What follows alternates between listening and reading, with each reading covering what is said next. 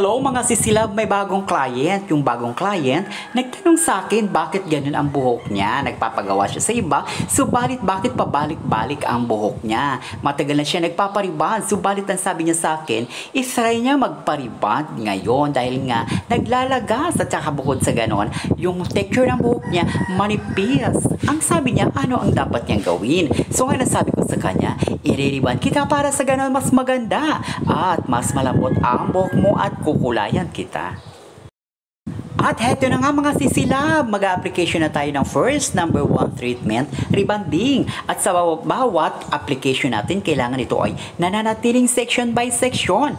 At hindi naman pwede na makapal ang pagkakakuha natin doon dahil nga manipis ang buhok ng ating client.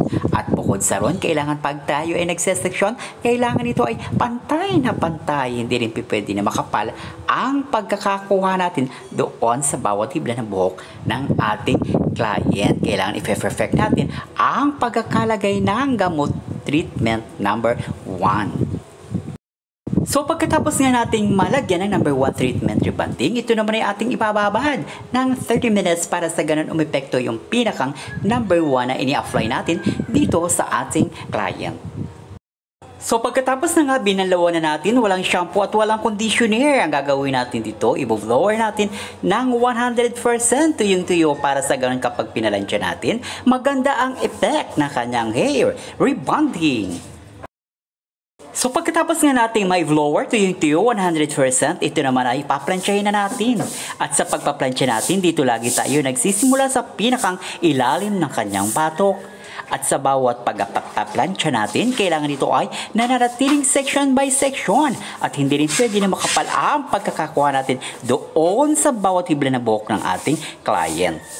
Kailangan ang init ng kanyang plancha ay 200 degrees. Hindi pwede na mas mataas pa doon sa 200 para hindi siya masunog.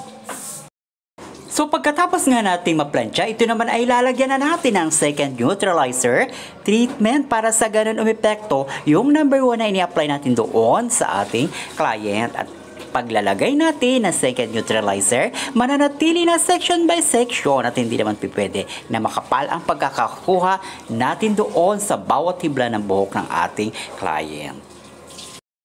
At pagkatapos nga nating malagyan ng second neutralizer, ito naman ay ibababad natin ng 30 minutes para sa ganun umepekto yung pinakang reband na ating ini-apply sa ating client.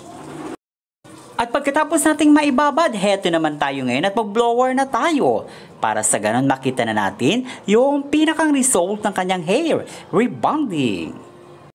So ngayon, heto na ang result ng kanyang hair rebonding. At nawa sana kayo may natutunan sa aking pag-rebond. Thank you for watching!